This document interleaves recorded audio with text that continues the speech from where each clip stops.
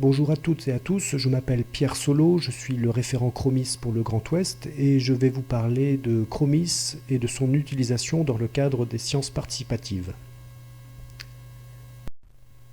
Dans une première partie de mon exposé, je vous présenterai les sciences participatives et les définitions que l'on donne, puis je vous parlerai des outils de sciences participatives qui sont développés par la Fédé.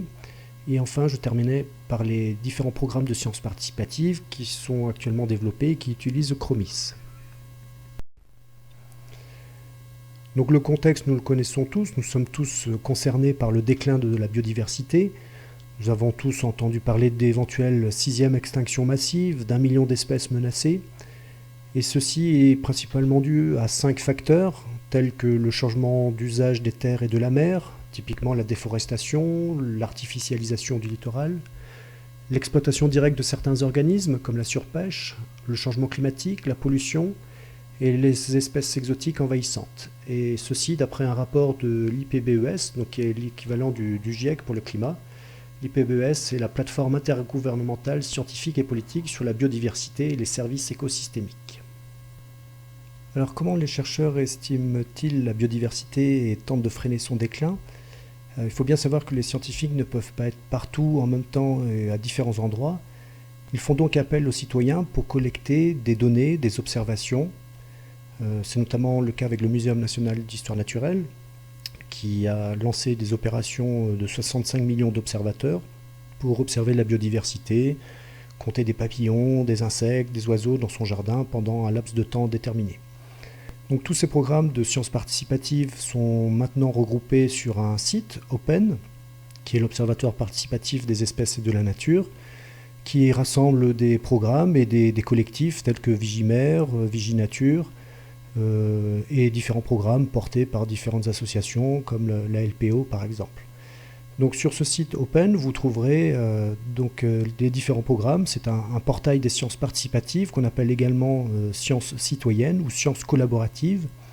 Et voici une définition qui peut être donnée aux sciences participatives, d'après Houlier et Mérilou-Goudard. Donc les sciences participatives sont une forme de production de connaissances scientifiques auxquelles des acteurs non scientifiques professionnels, qu'il s'agisse d'individus ou de groupes, participent de façon active et délibérée.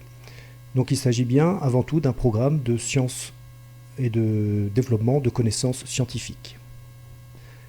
Alors pourquoi un tel engouement sur les sciences participatives ? Eh bien tout d'abord pour le scientifique, cela lui permet de réaliser un suivi dans le temps et dans l'espace avec beaucoup plus de données. Et puis c'est clairement affiché maintenant dans la loi de programmation pour la recherche 2021-2030. Il s'agit de renforcer les liens entre la science et la société. Pour le citoyen, c'est tout d'abord une satisfaction personnelle de participer à un programme de recherche, de servir à quelque chose, de servir au développement de la science. Ça permet également d'acquérir des connaissances à titre personnel, voire une certaine capacitation, c'est-à-dire une capacité à pouvoir agir sur l'environnement, la société, les politiques, et ça en réponse finalement à une perte de confiance envers les politiques ou à une crise écologique qui se développe et pour laquelle rien n'est pris en compte. Donc c'est une certaine volonté d'agir et en tout cas des moyens qui sont développés grâce à ces programmes de sciences participatives. Enfin, les outils numériques jouent un énorme rôle dans le développement des sciences participatives, puisque nous avons tous des téléphones portables avec nous, des téléphones portables qui sont capables de prendre des photos, des vidéos, des référencements GPS, d'enregistrer des sons, d'avoir des loupes, etc., etc. Donc dans une deuxième partie, je vais vous présenter brièvement les différents outils de sciences participatives qui sont développés par la Fédération d'études et de sports sous-marins. Le premier outil de sciences participatives est DORIS, pour données d'observation pour la reconnaissance et l'identification de la faune et de la flore subaquatique. Donc DORIS se présente sous forme de fiches par espèce qui sont rédigées, complétées par les plongeurs ou non-plongeurs, par les citoyens, et fiches qui sont corrigées par des scientifiques qui viennent amender les connaissances sur ces espèces subaquatiques. Enfin, Chromis, donc je ne vais pas vous présenter Chromis puisqu'il y a déjà une petite capsule vidéo qui existe, qui dure moins de 3 minutes. Mais Chromis en 3 lignes, c'est un carnet de relevés d'observation des milieux subaquatiques. Il s'agit d'une base de données en libre accès sur la biodiversité sous-marine Et cet outil contribue à l'inventaire national de notre patrimoine naturel. Donc pour en savoir plus, je vous renvoie vers ce lien, vers cette vidéo. Dans une dernière partie de cet exposé, je vais vous présenter les différents programmes de sciences participatives qui utilisent actuellement Chromis ou qui seraient amenés à utiliser Chromis. Le premier est le programme européen MARINEF. Donc il s'agit d'un programme coporté par la station marine du Muséum national d'histoire naturelle à Dinard, dont les objectifs sont de concevoir un corps mort de mouillage comme support de biodiversité et utiliser ce récif comme outil d'échantillonnage de la biodiversité à l'échelle du site. Donc pour cela, les scientifiques réalisent un suivi protocolé scientifique, mais ils ont également mis en place un suivi participatif, le protocole Sentinelle, donc qui fait appel aux plongeurs bénévoles, notamment du groupe Saint-Malo Plongée Émeraude, pour réaliser ces suivis. Donc sur le site Chromis, vous pouvez désormais voir apparaître avec ce petit logo MARINEF représenté par un œil et un plongeur. Vous avez différents sites de plongée, comme ici l'épave du Fetlar, qui sont clairement identifiés comme faisant l'objet d'un suivi de sciences participatives dans le cadre de ce programme de recherche. Donc il s'agit d'une épave située derrière l'île Cézembre, au large de Saint-Malo. Donc pour en savoir plus, vous pouvez contacter Valentin Danet. Un autre programme de sciences participatives qui utilise Chromis est le programme Fish and Click qui est porté par l'Ifremer. Il s'agit d'un programme de sciences participatives qui consiste à prendre en photo et à déposer sur une application les coordonnées GPS de ces objets de pêche perdus, qu'il s'agisse de bouts, de filets, de casiers, d'hameçons, de lignes, etc. Chaque citoyen est amené à référencer ces objets perdus de façon à ce que les scientifiques de l'Ifremer puissent étudier un petit peu la dérive ou la concentration de ces déchets sur notre littoral.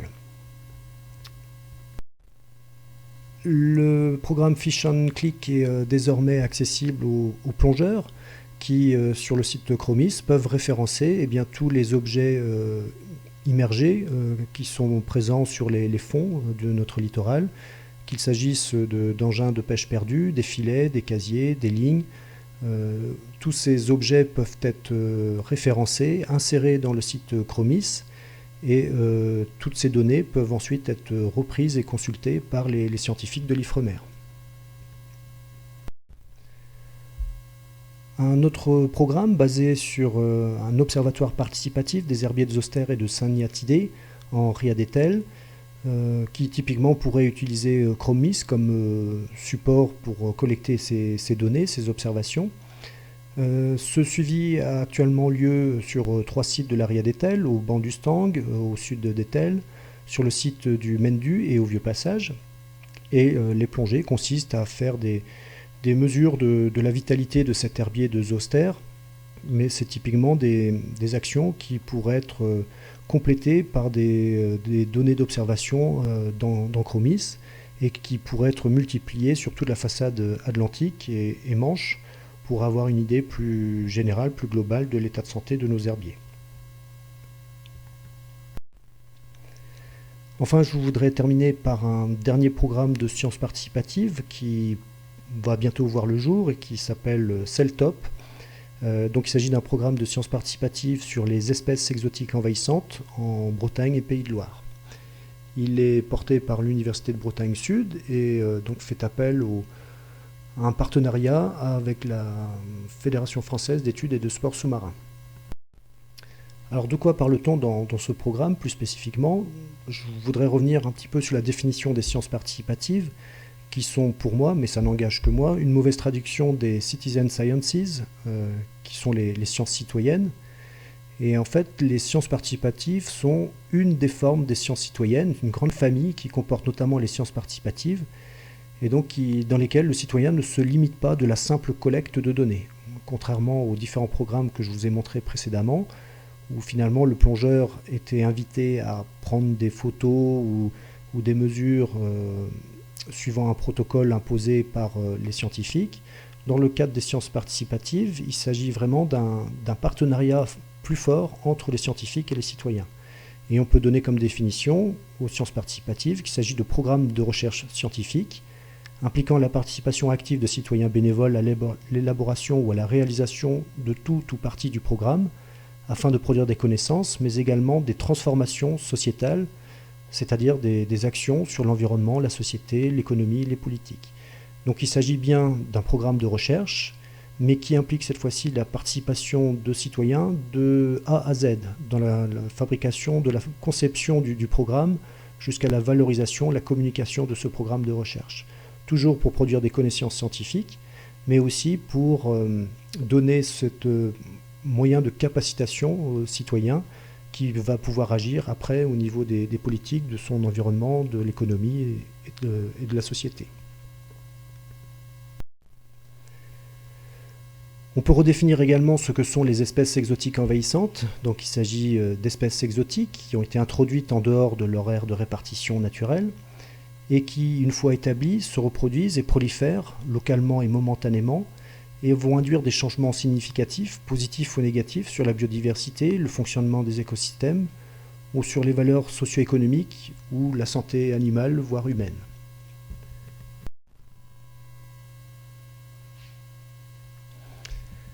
Donc des espèces exotiques envahissantes marines, nous en connaissons sur le littoral Bretagne-Pays de Loire, à commencer par la sargasse japonaise, la crépidule, le wakame, la Stiela clava, Nemopsis lady, le crabe chinois, Eriocher sinensis, Bugula neritina, et puis notre éponge chinoise, Celtodorix eucalyptoides.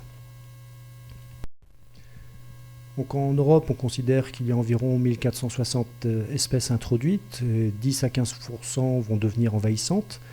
Ces voies d'introduction, qu'elles soient volontaires ou involontaires, sont essentiellement dues au trafic maritime et à l'aquaculture. L'aquaculture a vu l'introduction d'algues comme Undaria pennitifida, de bivalves comme Magellena gigas ou de la palourde, Ruditapes philippinarum. Mais il y a également d'autres vecteurs comme l'aquariophilie, le tourisme, la pêche récréative, la recherche scientifique, etc. Et actuellement se pose la question du risque de vectorisation de ces espèces exotiques via les débris plastiques qui flottent à la surface de l'eau à travers les différents océans. Alors comment faire face à ces espèces exotiques envahissantes ? La première chose, après tout, ce serait de se dire on laisse faire, on ne fait rien. Donc, de façon à ce qu'il y ait car il peut y avoir une régression de l'espèce sans intervention humaine. C'est le phénomène de Bloom and Bust, un modèle, où les espèces, après une phase temporaire d'expansion, vont naturellement décliner et se noyer dans un bruit de fond parmi les espèces locales. Alors l'inconvénient, c'est que généralement l'introduction de ces espèces est effectuée de façon répétée et qu'une invasion réussie va fragiliser l'écosystème récepteur et faciliter l'introduction de nouvelles espèces. Donc c'est finalement un engrenage, un processus auto-entretenu qui va aboutir à des écosystèmes dominés par les espèces exotiques envahissantes. Il s'agit surtout d'écosystèmes à faible biodiversité spécifique ou fortement anthropisés, c'est-à-dire fortement impactés par l'homme, qui sont les plus concernés, les plus vulnérables, typiquement les milieux portuaires et les milieux aquacoles. Alors on pourrait se dire, finalement, si cette invasion d'espèces exotiques envahissantes se limite dans ces milieux portuaires et aquacoles, après tout, c'est pas trop gênant. Mais en fait, ce sont des milieux ouverts et vous avez une circulation, un risque d'expansion de ces espèces exotiques envahissantes en dehors des infrastructures portuaires à destination, par exemple, d'aires marines protégées qui se situent à proximité. La priorité est donc donnée à la prévention et à la détection précoce de ces espèces exotiques avant d'envisager éventuellement une éradication. Alors la prévention peut passer par le contrôle des vecteurs d'introduction, en imposant un déballastage en haute mer plutôt qu'en milieu portuaire, l'utilisation de peintures anti-fouling, l'utilisation d'espèces aquacoles stériles, et puis plus simplement de demander à chacun de contrôler, rincer, sécher son matériel. Alors ça se fait beaucoup et plutôt en milieu dulcicole, en eau douce, notamment pour les pêcheurs loisirs, qui sont informés, sensibilisés donc des risques de propagation d'espèces exotiques lorsqu'ils vont pêcher à un endroit, puis à un autre endroit, d'un pays à un autre pays. Et donc il y a des campagnes de sensibilisation plutôt dans les pays anglo-saxons pour alerter justement le risque d'expansion de ces espèces exotiques. La question pourrait se poser en Ria d'Etel ou dans le golfe du Morbihan, où vous avez par exemple une éponge invasive, Celtodorix eucalyptoides. Imaginons que vous fassiez de la photo, vous êtes un petit peu allongé sur les fonds rocheux de la Ria, où prolifère cette éponge. Eh bien, vous avez des risques que votre matériel, votre combinaison, votre stab accroche quelques débris ou cellules de cette éponge, et puis le lendemain vous décidez d'aller plonger sans rincer votre matériel sur un autre site qui n'est pas impacté par la prolifération de cette éponge. Eh bien potentiellement il y a un risque d'introduction de cette espèce exotique sur un autre lieu. Donc on peut très bien imaginer demain des campagnes de sensibilisation, y compris dans le milieu marin. Une autre voie donc, consiste à détecter de façon la plus précoce possible la présence ou l'introduction de nouvelles espèces exotiques, mais cela nécessite de connaître les aires de distribution où l'espèce est ou n'est pas encore présente, et donc pour ça de développer des réseaux de surveillance. Donc c'est classiquement et on va dire historiquement le réseau Alien Corse qui vise à détecter la présence de ces espèces exotiques autour de la Corse. Plus récemment, vu le jour Alien Occitanie. Le programme Biolite, en partenariat avec le Muséum d'Histoire Naturelle, a également un programme de surveillance sur les nouveaux entrants sur le médio-littoral. Mais c'est vrai qu'on peut s'interroger sur l'absence d'un réseau de surveillance sur l'interrégion Bretagne-Pays de Loire. Et ce qui pose la question, c'est comment faire pour surveiller plusieurs sites sur tout ce littoral, qui est quand même assez important, et ce à différentes profondeurs, en un temps limité par la plongée, plusieurs fois par an, sur plusieurs années, et pour surveiller plus d'une trentaine d'espèces marines envahissantes, avérées.